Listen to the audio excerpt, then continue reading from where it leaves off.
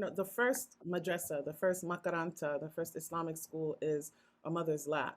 The first Quran that a baby hears is in the womb when his mother is praying or reciting. And the relationship that Sheikh Ahmadou Bamba had with his mother, Mame Diarra Bousso, is legendary and it's iconic. It's also instructive. It's in terms of how we should fashion our gender relationships within Islamic communities today.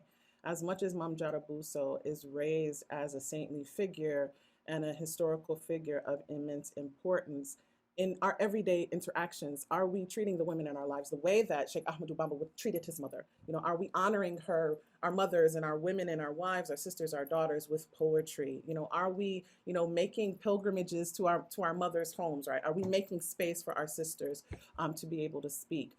For me, Mame Diarra Bousso is someone who's very close to me, although I'm not a part of the Murid community, because when I, going back to when I started doing African dance, we all had to take a stage name, right? And the stage name that I was given was Mame Diarra.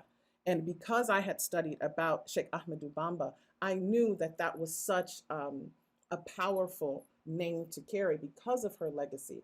We should talk more about the scholarship that Muslim women have. And one of the ways that I think Islam, as it is expressed in West African communities, is different is that this idea of stark gender segregation in educational spaces really does not exist in the same way as it does in other parts of the Muslim world. The fact that Sheikh Ahmadou Bamba, his mother was his first teacher, is not unusual, right? We can look at his daughters, right? Because then he continued that legacy with his daughters. And I'm sure Mustafa has a whole workshop, a whole class about that, about daughters of Fatima. But even if we look at like Sheikh Ibrahim Niasse and his daughters, right? And the legacy that continues. And even in these communities to this day, we often talk about the Baifal. Everybody knows the Baifal, right? The brothers with the dreadlocks and the pictures. But what about the Yaifal, right? The women who also uphold, the women who sing the qasidas, the women who are teaching Quran. So that is the enduring legacy of Mame Diarra Bousso. And I think one of the gifts of Sheikh Ahmadou Bamba